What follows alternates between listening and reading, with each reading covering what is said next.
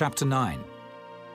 And when the Queen of Sheba heard of the fame of Solomon, she came to prove Solomon with hard questions at Jerusalem, with a very great company, and camels that bear spices, and gold in abundance, and precious stones. And when she was come to Solomon, she communed with him of all that was in her heart. And Solomon told her all her questions, and there was nothing hid from Solomon which he told her not.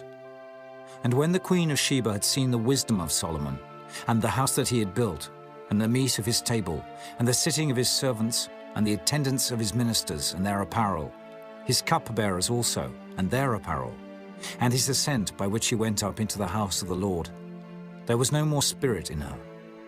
And she said to the king, It was a true report which I heard in mine own land of thine acts, and of thy wisdom.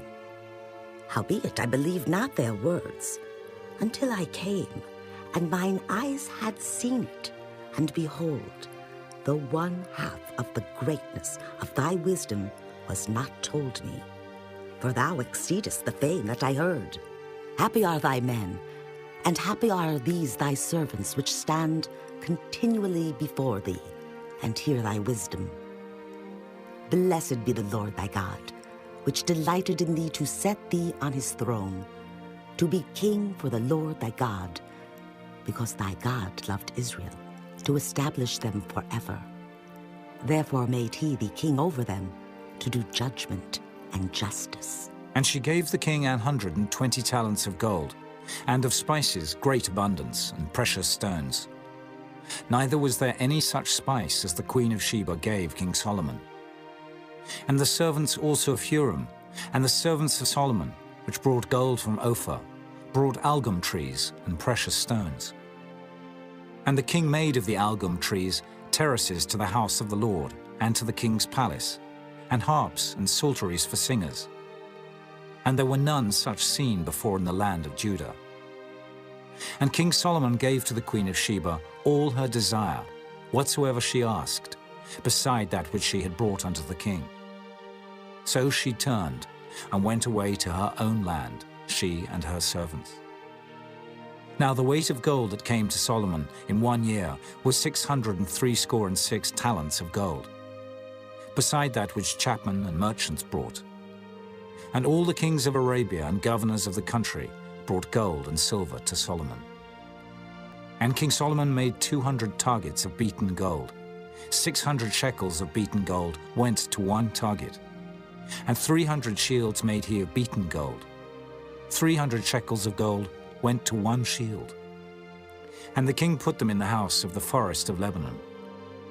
Moreover, the king made a great throne of ivory, and overlaid it with pure gold.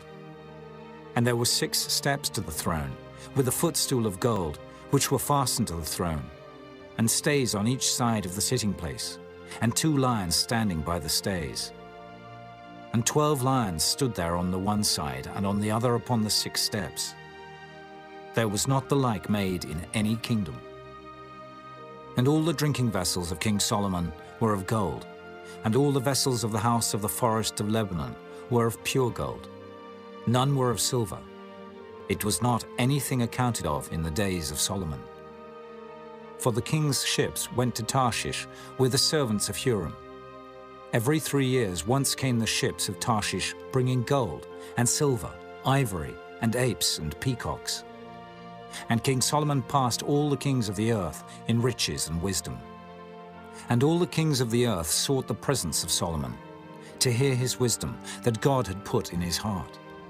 And they brought every man his present, vessels of silver, and vessels of gold, and raiment, harness, and spices, horses, and mules, a rate year by year. And Solomon had 4,000 stalls for horses and chariots, and 12,000 horsemen, whom he bestowed in the chariot cities, and with the king at Jerusalem. And he reigned over all the kings from the river, even unto the land of the Philistines, and to the border of Egypt. And the king made silver in Jerusalem as stones, and cedar trees made he as the sycamore trees that are in the low plains in abundance. And they brought unto Solomon horses out of Egypt, and out of all lands.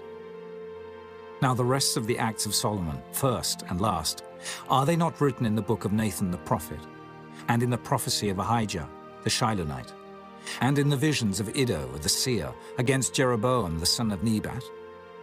And Solomon reigned in Jerusalem over all Israel 40 years. And Solomon slept with his fathers, and he was buried in the city of David his father. And Rehoboam his son reigned in his stead.